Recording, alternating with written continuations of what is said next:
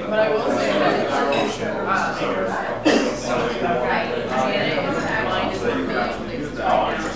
Policy Council.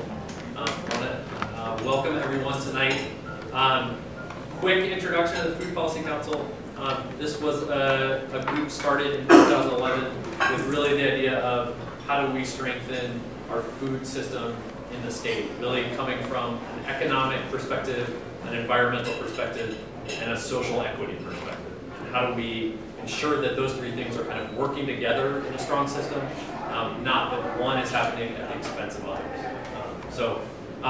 There's information is a series that we started really to get conversations going about important topics that are related to food and food issues in Rhode Island. What we're doing is put out a good food vision, really trying to set the vision for what would it look like if New England met 50% of its food needs by 2060. So it's called the 50 by 60 vision. And I just Jennifer Gutierrez, who's a communications and outreach person for the Food Policy Council. So thank you everyone for coming tonight and welcome. I know that there are some of you that have been to Food Matters before. We really appreciate your continued attendance at these, and for those of you, this is the first one, welcome. Before we start, I really just want to give a shout out, and she probably can't hear me, to Michelle and the Siemens Church Institute for the great dinner tonight. And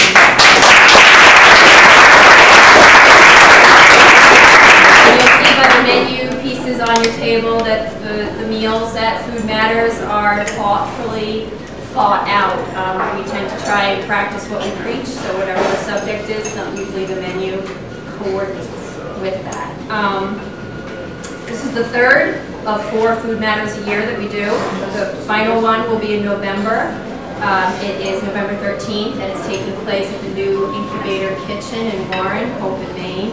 And the topic is on food access and alternative distribution. So there's information about that on our website. The other thing that I just want to bring to everyone's attention is for Food Day, the Rhode Island Food Policy Council runs a statewide photo campaign. Super easy, so if you're involved with an organization or even as an individual and you're looking for something to do for Food Day, or you want to incorporate a photo into your already planned Food Day event, I encourage you to take one of these logo cards home with you, take a few, share them. All the instructions are on the back. It's super easy. Just do a food action, take a picture of yourself with a logo card, and that's it. You're part of the photo campaign. So please think about participating in that. Is Ross Driscoll. Ross is a policy analyst at the Office of National Marine Sanctuaries with a focus on marine law, conservation, fisheries law, and marine policy. He has a law degree with a focus on marine regulation and a master's of marine affairs. He's been a Rhode Island Food Policy Council member since January of 2010, facilitating this room-wide conversation this evening. And I invite Ross and his guests up. I was to have Brett explain a little bit about sort of the rules and regulations and policies affecting fishing. It's great to be here. Thanks to Jennifer and Ross for inviting me. Big, quick disclaimer.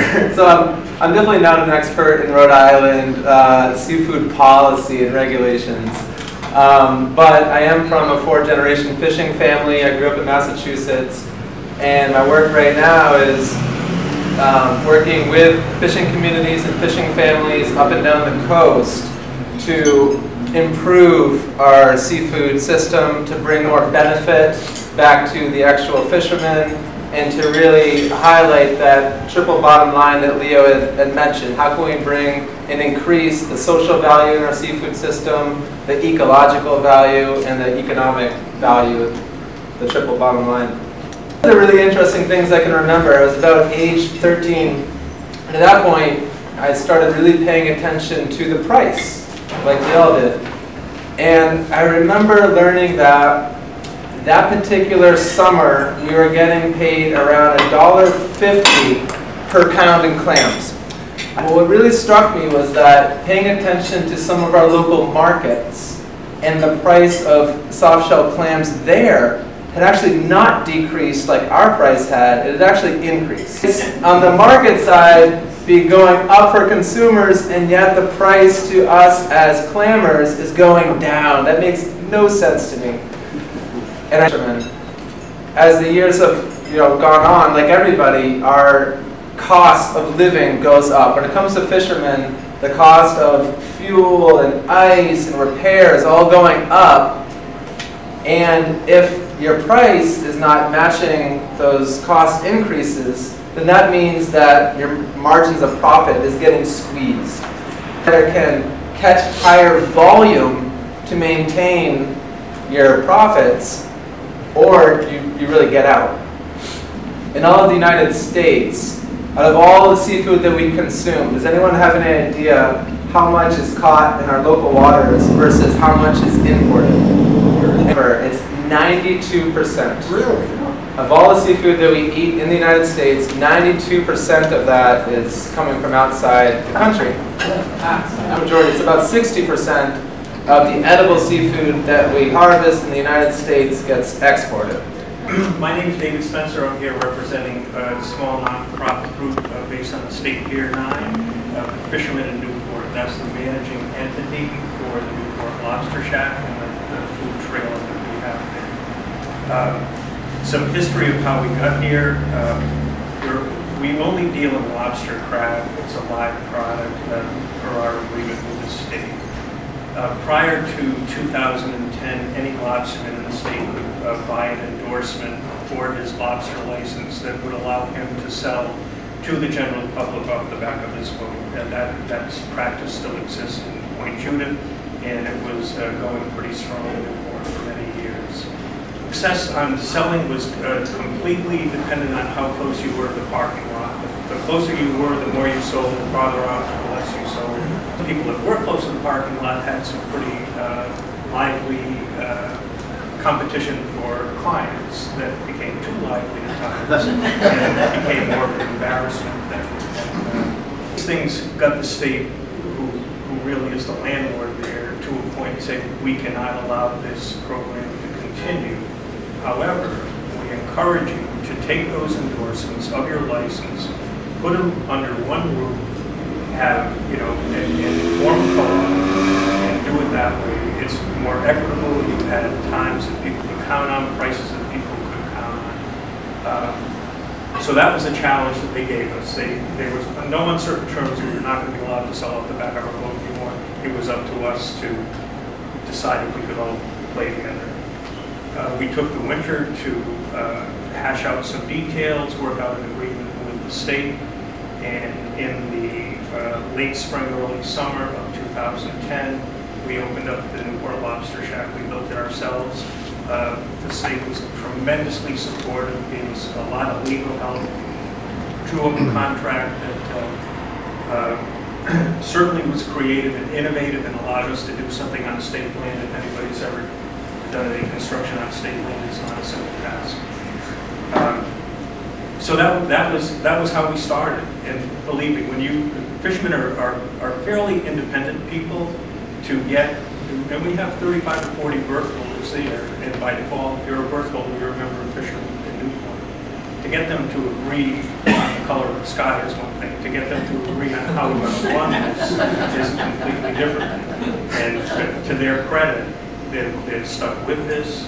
It's not a really smooth thing all the time, but the value of what they see happening has been more important than kind of their personal opinion. So what our mission was to pay the lobstermen at the state pier a little bit more than they can get going to their dealer and sell to the public for a little bit less than they would going to a local seafood place.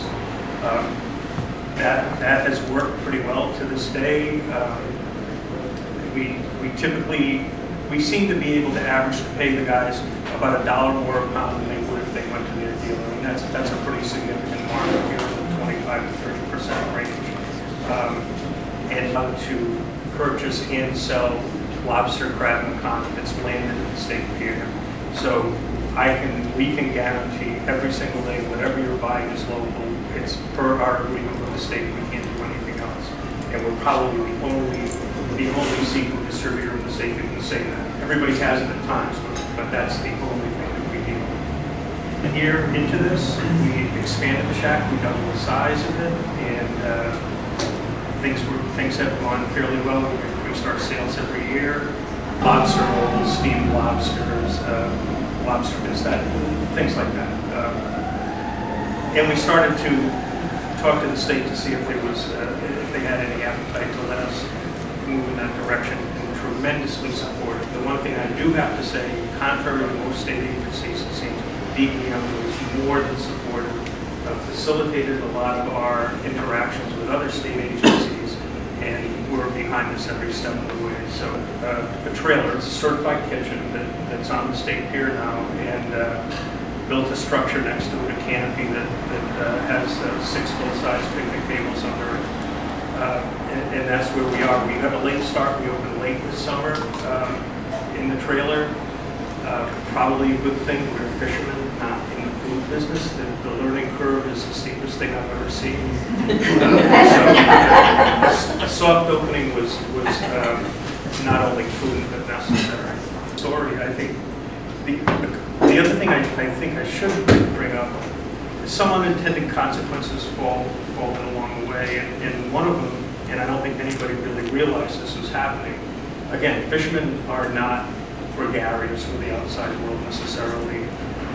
We kind of were at the state pier and felt it was kind of a fortress, and the rest of the outside world would just stay away with beaches as half. This has integrated the fishing industry into the local community, which we desperately needed, and I think the community is better for it as well.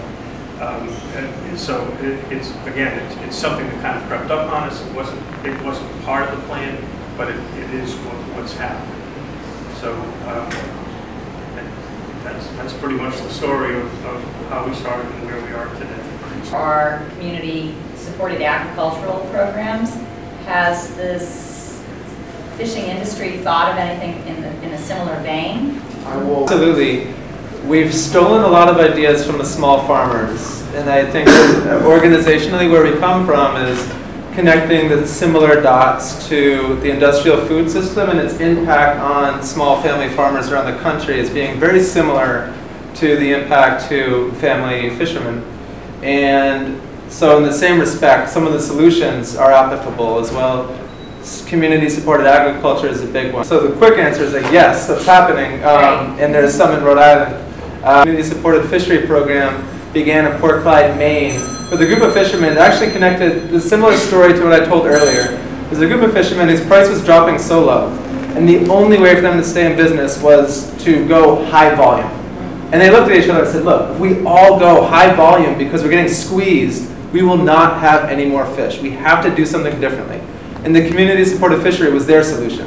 They said, look, if we can promote our local catch, connect more to people, get a higher price, and often, like Dave was saying, the price was increased to the fishermen, and it was actually a lower price to some of the community members.